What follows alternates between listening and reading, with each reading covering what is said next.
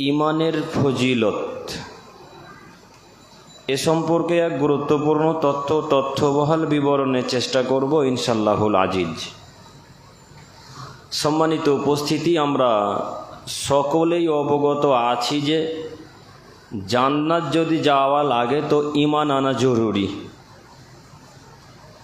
ঈমান যদি না থাকে তো জান্নাত হবে না। সাথে সাথে সৎ আমলও করা লাগবে। যদি কোনো মানুষ শুধু ঈমান আনে, সৎকর্ম না করে, সে জান্নাত পাবে? সে জান্নাত পাবে না। তাহলে দুটাই জরুরি জান্নাত পাওয়ার জন্যে। এক, ঈমান আনতে হবে। দুই, সৎ আমল করতে হবে।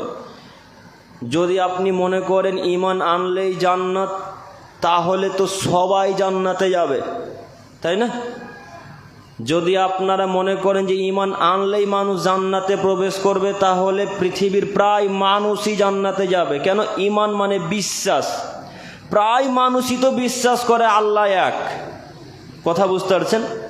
প্রায় মানুষই তো মানে মুহাম্মদ সাল্লাল্লাহু আলাইহি সাল্লাম আমাদের শেষ নবী ও রসুল।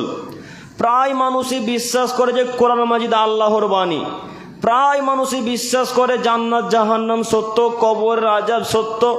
এগুলো সব কিছুকে বিশ্বাস করার নাম ঈমান।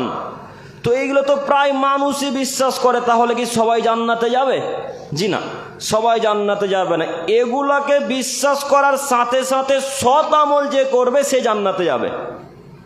কথা বুঝতে পারেননি? এত কিছুকে বিশ্বাস করার পরে সৎ আমল করবে যারা, তারাই জান্নাতে যাবে।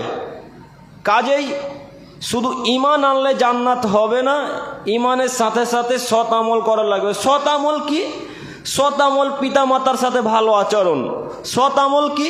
সলাত। সৎ আমল কি? জাকাত। সৎ আমল কি? দান খায়রাত।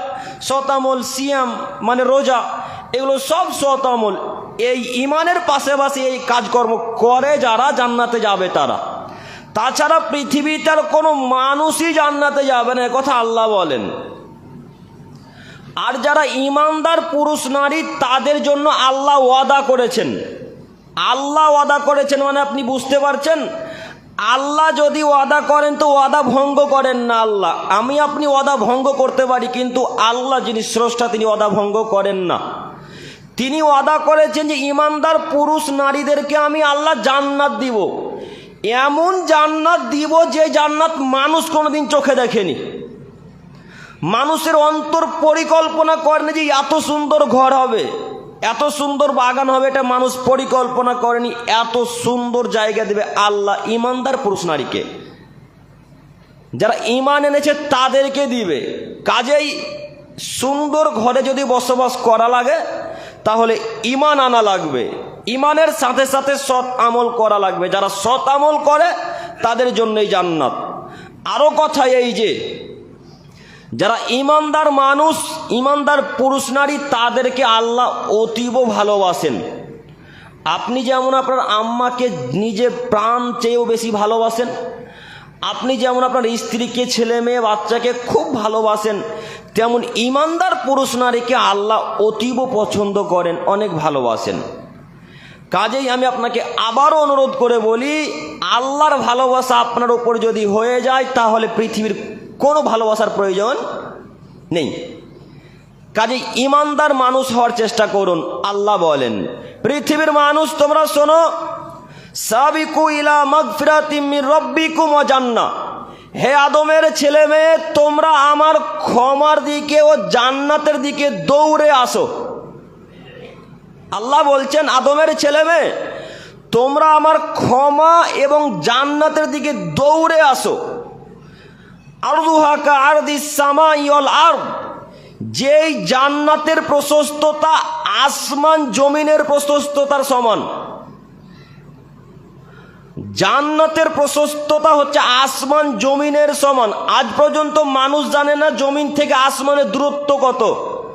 মানুষ সামান্য চাঁদে পৌঁছে মনে করছে আমরা আসমানে পৌঁছে গেছি, তাই নাকি?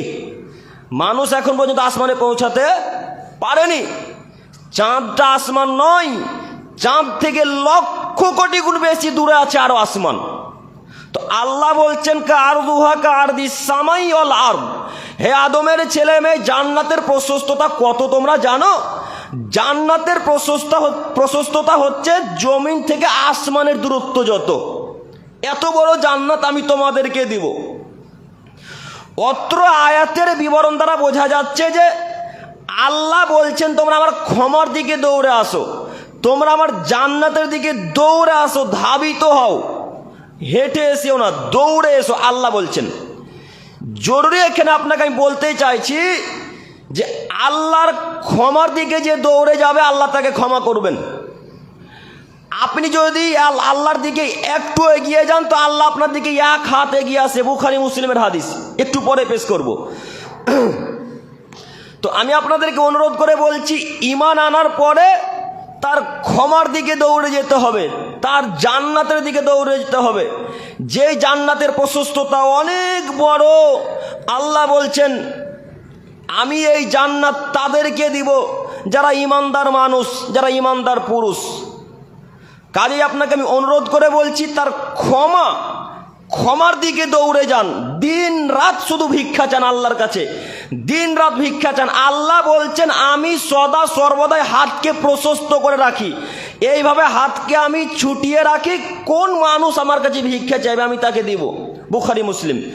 আবু মুসা আশারী রাদিয়াল্লাহু তাআলা আনহু একজন বিখ্যাত সাহাবী, তিনি বলছেন যে আল্লাহ নবী সাল্লাল্লাহু আলাইহি ওয়াসাল্লাম বলেছেন আল্লাহ তাআলা দিনের বেলায় হাতকে প্রশস্ত করে দেন, দিনের বেলায় হাতকে প্রশস্ত করে দিয়ে সারা পৃথিবীর আদমের ছেলে মেয়েকে বলেন তোমরা যারা রাতে পাপ করেছো আমার কাছে দিনের বেলায় ভিক্ষা চাও, আমি আল্লাহ তোমাদের রাতের পাপকে ক্ষমা করে দেব।